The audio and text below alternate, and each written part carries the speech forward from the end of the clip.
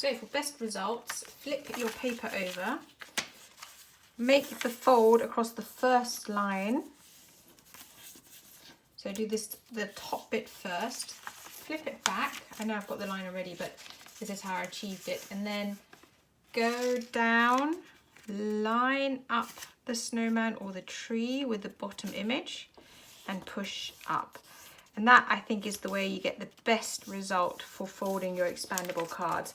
It is actually across the exact lines, but I found that if you try and fold this and this separately, I don't know, somehow it's a tiny bit out of line. It's a much easier way of getting them perfectly lined up if you do the top fold first and then bring it down.